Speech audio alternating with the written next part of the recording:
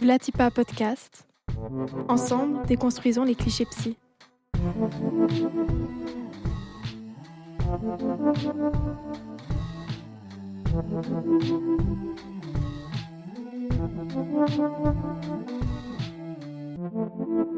Vlatipa Podcast.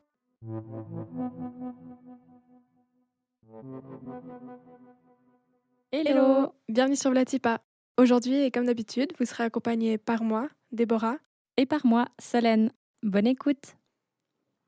Aujourd'hui, on souhaite discuter des clichés et des stigmatisations autour du trouble de la schizophrénie. Et on a la chance d'avoir aujourd'hui avec nous, Jérôme Favreau. Jérôme, tu es de formation infirmier, spécialiste clinique en psychiatrie et santé mentale. Tu as fait de la recherche, de l'enseignement et de la pratique clinique. Actuellement, tu es à la retraite, mais tu gardes une pratique indépendante en tant que formateur et superviseur. Et tu es aussi président du comité scientifique de la Société suisse de psychiatrie sociale qui s'appelle SO-Psy. Tu as exercé auprès des personnes qui présentaient des troubles psychiatriques sévères, comme par exemple des symptômes psychotiques et de la schizophrénie. Tu as aussi travaillé sur les thérapies cognitives et comportementales des symptômes psychotiques, l'entraînement des habiletés sociales, l'entraînement métacognitif et d'intervention pour les symptômes négatifs dans la schizophrénie. Tu as également contribué au soutien des proches des personnes avec des troubles mentaux, la déstigmatisation des troubles psychiatriques, le développement d'alternatives à la contention, la réduction de la consommation de cannabis dans la psychose débutante, ainsi que l'intégration des pairs praticiens en santé. Du coup, bonjour Jérôme et bienvenue et merci de participer à ce podcast. Bonjour. Donc le premier cliché qu'on a envie de discuter avec toi et que peut-être tu as entendu dans ta pratique, c'est que les personnes schizophrènes, c'est des personnes dangereuses. C'est un cliché qui est malheureusement très répandu, probablement par rapport à la surexposition aux médias. La schizophrénie, elle est présentée comme dangereuse dans les films, parce que ça fait augmenter l'audience, ou dans les journaux, parce que ça permet de vendre du papier. Mais dans la réalité, les personnes qui ont une schizophrénie sont beaucoup moins dangereuses que les gens de la population générale. Mais malheureusement, elles sont surexposées au risque de violence. Quand on a un trouble psychiatrique, on a 13 fois plus le risque de subir des agressions ou de la violence. Ce cliché, il en est fait répandu, mais il n'est en tout cas pas du tout validé par la recherche. Donc ce que tu dis, c'est que c'est dans les chiffres, c'est pas forcément des personnes plus violentes que les autres et puis qu'elles ont aussi tendance à subir beaucoup de violence, c'est ça? Voilà, elles ont 13 fois plus le risque d'être victimes de violences, mais elles n'ont pas plus de risque d'agresser quelqu'un à cause de la schizophrénie. Les facteurs qui augmentent le risque d'agression, c'est plutôt la personnalité antisociale ou les abus de substances. Il existe aussi du coup, plein d'autres clichés malheureusement autour de cela. Par exemple, celui qui dit que les personnes avec une schizophrénie sont toujours en crise ou constamment à l'hôpital. Ça, c'est aussi un cliché qui est faux, parce que déjà rien que l'aspect fondamental du traitement, il se fait dans la communauté. Il ne se fait pas du tout à l'hôpital. La durée des séjours hospitaliers, c'est 2 à 3 semaines. Donc, il reste 362 ou 363 semaines par année où les gens ne seront pas à l'hôpital. Et puis, le traitement hospitalier, c'est souvent l'introduction d'un médicament. Le médicament va aider, mais il ne fait pas tout. Ensuite, les gens doivent suivre des traitements psychosociaux pour augmenter leurs chances de se rétablir ou de guérir. Donc ça, c'est plus un problème de discrimination parce que l'accès à ces traitements n'est pas garanti pour les personnes. Donc il y a des traitements qui sont validés par des preuves scientifiques, mais qui ne sont pas forcément délivrés aux patients. Du coup, ils ne sont pas plus en milieu hospitalier que d'autres personnes avec certains troubles. Et puis, ce n'est pas le milieu qui est en tout cas bénéfique à leur santé et à leur bien-être. Alors, c'est des personnes qui vont recourir à l'hôpital peut-être plus que, par exemple, quelqu'un qui a un trouble anxieux ou des dépressions légères ou des choses comme ça. Mais un individu va pas être plus à l'hôpital. Et au contraire, il va y être très peu de temps en moyenne euh, par rapport au temps qu'il va passer dans la communauté. Mm. Et quand vous parlez des autres traitements, psychosociaux, ça consiste en quoi? Donc en quoi consiste le reste du traitement qui n'est pas hospitalier? Alors, pour les gens qui sont en refus de soins, ben là, ce sera plutôt des équipes mobiles qui interviennent à domicile. Puis ensuite, pour les autres, les traitements qui sont validés, c'est l'entraînement des habiletés sociales, c'est les thérapies cognitives des symptômes psychotiques, c'est l'entraînement métacognitif, c'est le soutien à l'emploi. Ça, c'est vraiment des traitements qui sont validés. Les approches familiales, où c'est pas des thérapies de famille, mais où on va former la famille à vivre avec une personne qui a une schizophrénie. Donc ça, c'est des traitements qui ont des effets sur l'amélioration de la qualité de vie, l'autonomie, la réduction des rechutes. Je pense que c'est vraiment intéressant, ça montre bien que l'hôpital, au final, c'est pas le seul traitement possible et puis qu'il y en a beaucoup d'autres et que ce qui est également, important, c'est, travailler avec l'entourage, avec, la personne concernée directement pour améliorer ses compétences sociales, pour garder un travail, mais aussi, pour mieux se connaître, pour, peut-être apprendre à reconnaître ses propres symptômes et puis, finalement apprendre à vivre avec la schizophrénie et aider l'entourage à vivre avec aussi. Et toi, est-ce qu'il y a d'autres, stéréotypes comme ça que tu as rencontrés dans ta pratique où tu as remarqué que c'était très confrontant pour les personnes, schizophrènes? Alors, il y a un certain nombre d'effets de stigmatisation qui peuvent être soutenus par les professionnels. Par exemple, qu'on doit prendre un traitement médicamenteux à vie, alors que c'est des données qui ne sont pas du tout démontrées.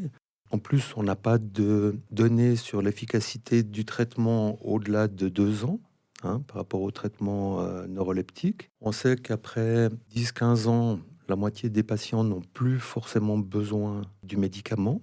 On a l'idée que la maladie va évoluer automatiquement vers la chronicité.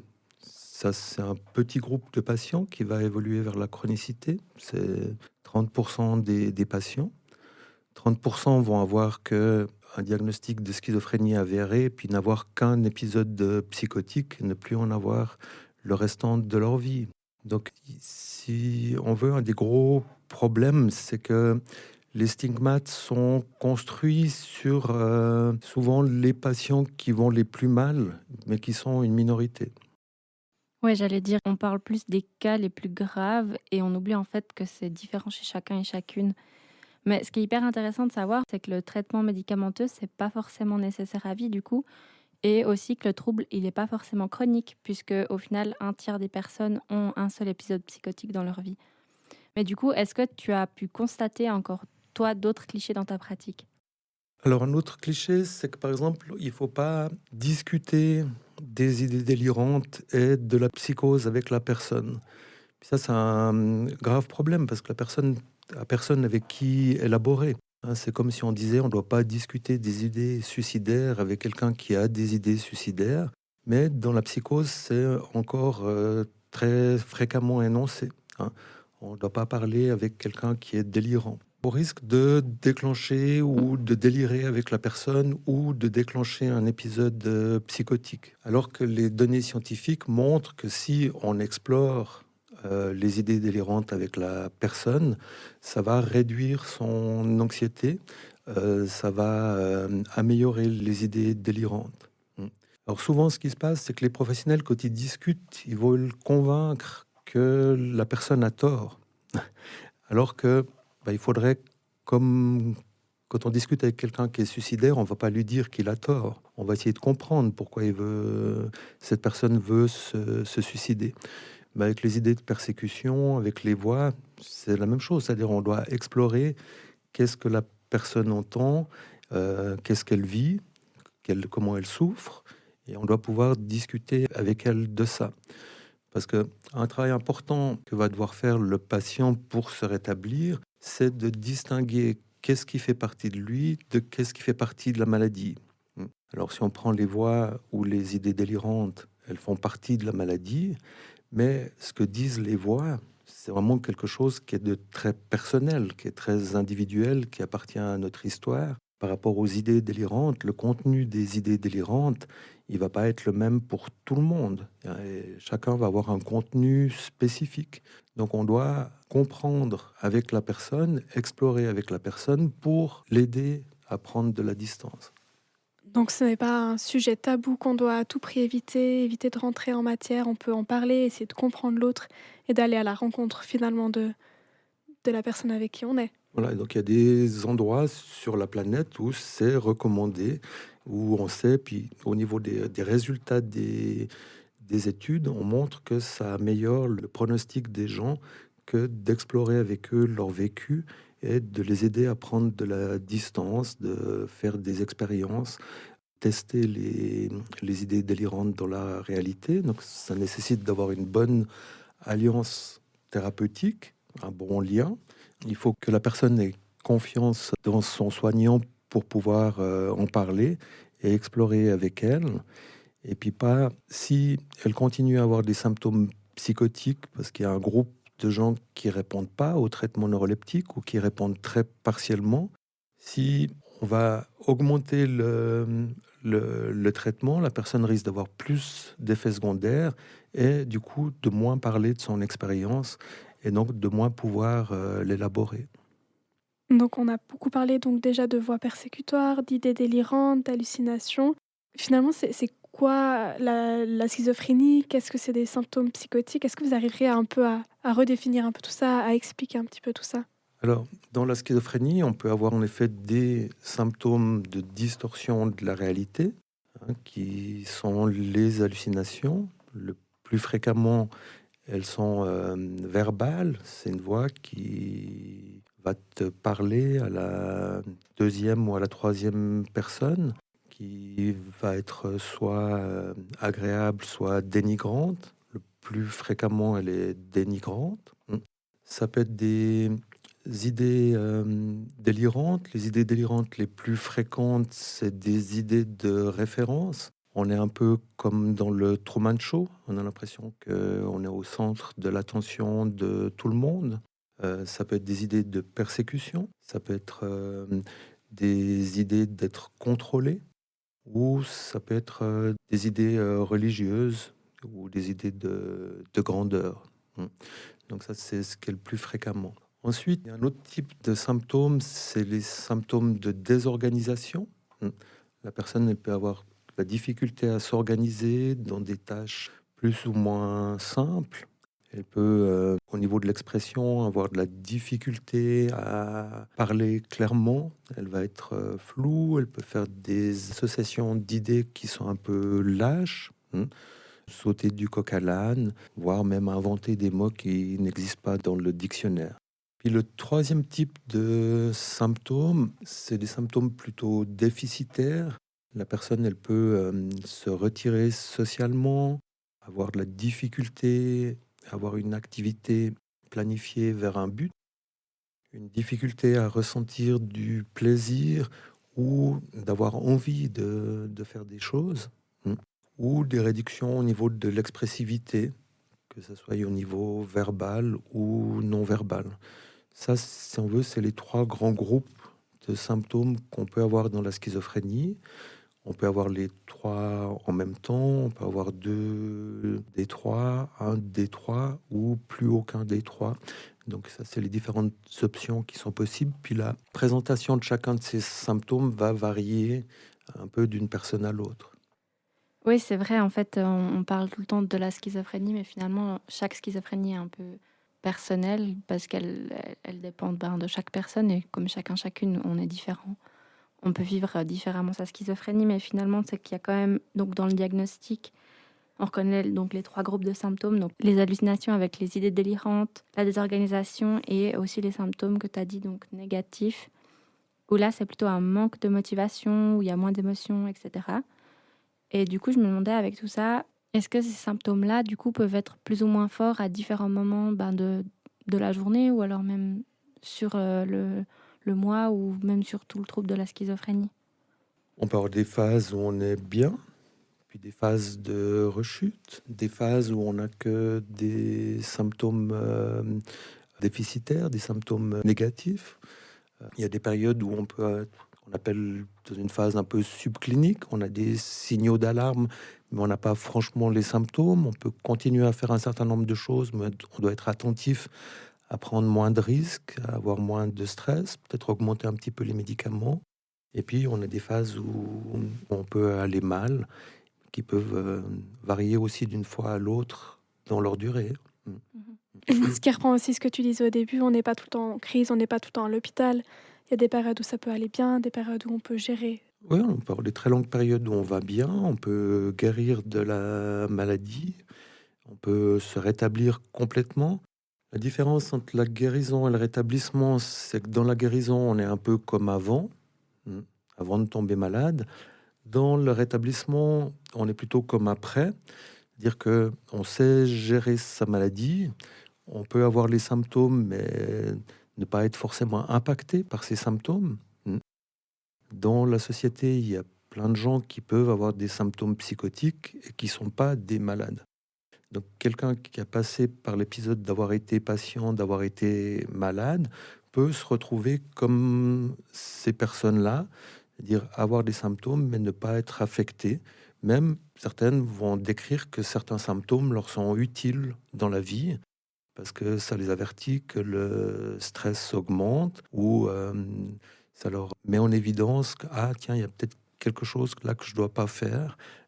Donc ça peut être des choses qui peuvent ensuite devenir utiles. Si on parle peut-être un peu des chiffres, donc c'est une maladie psychique qui n'est pas rare, hein. Ça touche, je crois, 1% de la population. Oui, on peut dire ça, oui, oui. Et puis, peut-être si on peut parler un peu de à quel âge ça débute en général. Est-ce qu'il y a une zone comme ça où... Donc c'est une maladie qui apparaît en moyenne autour des 18 ans pour les hommes, 20 ans pour les femmes. Donc, si vous voulez, c'est une maladie qui passe inaperçue avant la fin de l'adolescence, qui aurait une forte base biologique. On a des facteurs environnementaux, l'urbanicité, ça c'est le nombre d'adresses au kilomètre carré, hein. Plus vous vivez dans un endroit qui est dense, plus ça augmente votre risque. La migration ou la consommation de certains toxiques qui peuvent être un déclencheur du premier épisode. Surtout le cannabis est connu pour ça. Mm. Ensuite, pour les femmes, ça arrive un peu plus tardivement, hein, ce qui fait que les femmes ont un nettement meilleur pronostic que les hommes, hein, dans les patients qui ont des évolutions plus chroniques, hein, plus persistantes. Vous aurez généralement une femme pour 4 hommes. Ce sera un peu les chiffres qu'on rencontre habituellement. Donc comme ça se montre, ça apparaît plus tard chez les femmes, il y a moins d'impact ensuite sur la qualité de vie ou... Elles tombent malades généralement plus tardivement. Donc, comme là, on parle de moyenne, les hommes tombent malades au moment de quitter la maison, où on a des tâches à accomplir, comme se professionnaliser, faire son réseau d'amis, avoir ses premières relations sentimentales. Alors que les femmes, comme elles tombent malades plus tardivement, elles sont plus confrontées au défi de la formation du couple. Quand tu dis tombe malade, c'est vraiment le moment où les symptômes sont proéminents et ils entravent la qualité de vie. Mais ils étaient peut-être déjà un peu présents avant et ils sont passés inaperçus. Alors, c'est au moment de ce qu'on appelle le premier épisode. Le premier épisode peut arriver après une période de ce qu'on appelle de psychose non traitée.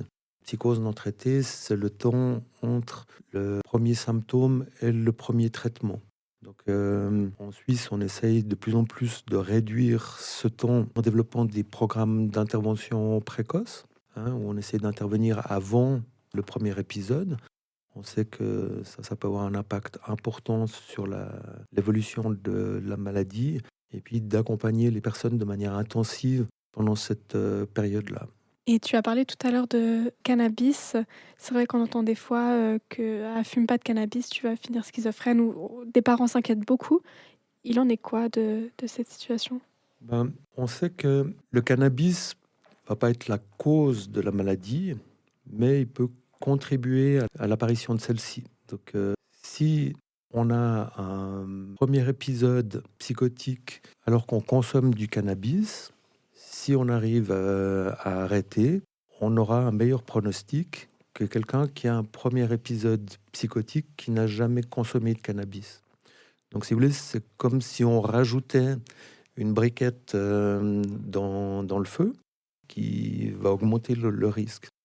Moi, ma recommandation, et puis c'est comme ça que j'ai élevé mes filles, c'est pas de 1er juin avant 25 ans. Puis le cerveau arrive à maturité vers 23-24 ans. Donc, on ne devrait pas fumer avant que le cerveau soit arrivé à maturité. Parce qu'on va influencer. Quand on regarde à l'imagerie cérébrale des cerveaux d'adolescents qui fument, le cerveau est à feu et à sang. Donc, les connexions vont pas pouvoir se faire correctement. Il faut comprendre que le cerveau est vivant, hein, qui va évoluer tout le long de votre vie, mais que la phase vraiment très importante, c'est entre la naissance et sa maturité. Puis sa maturité est autour de 24 ans. Tu parlais avant de programmes d'intervention précoce. Est-ce que ça fait partie de programmes, d'outils comme ça pour aider justement à déstigmatiser autour de ce trouble, ou ça c'est vraiment principalement axé sur les symptômes? Dans les programmes d'intervention précoce, on doit déstigmatiser parce que ce qu'on veut, c'est que les personnes puissent faire appel avant le premier épisode. Donc on doit pouvoir parler des symptômes psychotiques comme les idées délirantes, les hallucinations, avant de tomber malade. Alors des fois ça peut être très rapide, hein, question de quelques jours, mais des fois ça peut prendre vraiment du temps. Donc l'importance de déstigmatiser, c'est de permettre aussi aux jeunes de pouvoir en parler autour d'eux, de pouvoir en parler à leurs généralistes, à leurs infirmières scolaires, à leurs parents, pour pouvoir intervenir précocement. Oui, en effet, si on a la crainte d'être mal reçu par rapport à ce qu'on va dire, ou si on a peur de dire ces choses-là, bah, ça peut empêcher les personnes justement d'aller en parler et puis d'aller demander de l'aide à son entourage. Et justement, dans ces cas-là, toi, qu'est-ce que tu conseilles aux proches, à l'entourage de ces personnes-là? C'est toujours d'utiliser la curiosité plutôt que la stigmatisation. Donc c'est important de s'intéresser, que la personne puisse vous parler, de normaliser, hein. La psychose et les symptômes psychotiques sont une expérience normale dans beaucoup de situations. C'est-à-dire, si vous dormez pas pendant plus de 60 heures, vous risquez d'avoir des symptômes psychotiques. Par exemple, les gens qui vont faire le Vendée Globe, on les laissera pas partir si ils n'ont pas fait une journée de formation sur la psychose. Parce que tous les navigateurs du Vendée Globe vont avoir des expériences psychotiques sur leur voilier. La haute montagne, on a des études qui montrent qu'à partir déjà de 3500 mètres, on peut avoir des symptômes psychotiques. Alors c'est très variable d'une personne à l'autre. La privation sensorielle, le fait d'avoir subi des abus dans l'enfance peut être accompagné de symptômes psychotiques à l'âge adulte, sans forcément que ce soit une schizophrénie. Quand j'avais créé le rêve avec Teresa Kromenacher en 99, à l'Assemblée générale, moi j'avais participé à ça pour les patients du département de psychiatrie, mais il n'y avait aucun patient. Il n'y avait que des gens qui travaillaient dans la communauté, mais qui avaient régulièrement des voix, hein. Le rêve, c'est le réseau d'entraide des entendeurs de voix. Il n'y avait que des gens qui travaillaient, mais qui avaient des voix consécutivement à des agressions dans l'enfance. Donc, toutes ces choses, de pouvoir en parler plus librement, de montrer que la psychose est une réaction normale du système nerveux dans des conditions extrêmes, mais que quand on a la vulnérabilité à la maladie, ça va arriver dans des conditions normales, ça va faciliter le fait de pouvoir en parler. Donc on peut en retenir que c'est important de pouvoir en parler, d'aller à l'encontre des gens et puis de pouvoir comprendre quel est le vécu de la personne finalement. Et si, des gens se posent plus de questions, qui souhaiteraient un peu encore plus comprendre ce trouble, est-ce que vous avez d'autres ressources, qui existent, d'autres endroits où on peut aller chercher plus d'informations, si on est un proche ou si on connaît quelqu'un et qu'on se pose des questions? Alors les gens qui ont beaucoup d'expérience à ça, c'est les associations de patients, les associations de famille. On peut aller voir les professionnels de la santé. Comme on est à Fribourg, ça c'est en passant par le réseau fribourgeois de santé mentale. Ça sera vraiment les gens qu'il faut contacter pour, pour avoir davantage d'informations. Il y a des ressources en ligne sur Internet, des ressources en ligne sur YouTube. Il y a de plus en plus de patients qui font des vidéos qui expliquent leur maladie, comment ils ont fait pour s'en sortir. Vous aurez aussi, dans un prochain podcast, je crois, des témoignages de personnes qui ont le vécu de la schizophrénie et qui donneront les informations aussi par rapport à ça. J'avais vu un site qui s'appelle skizinfo.com. Est-ce que vous connaissez?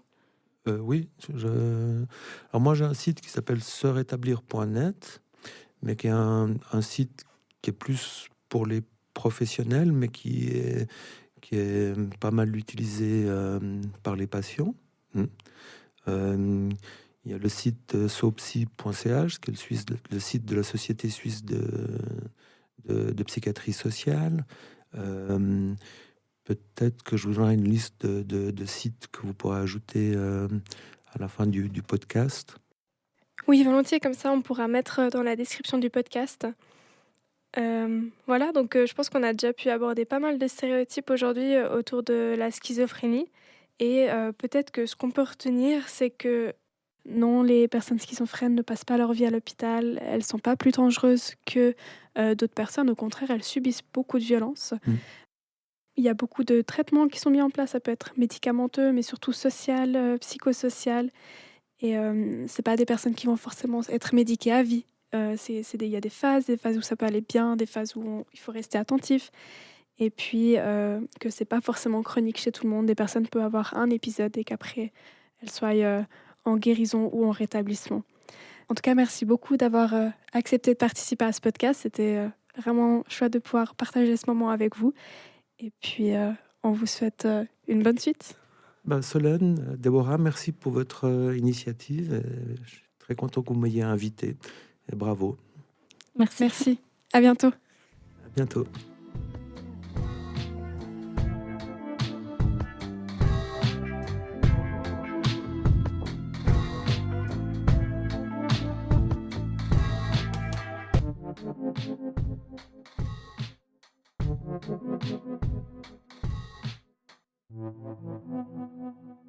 Vous la dis pas.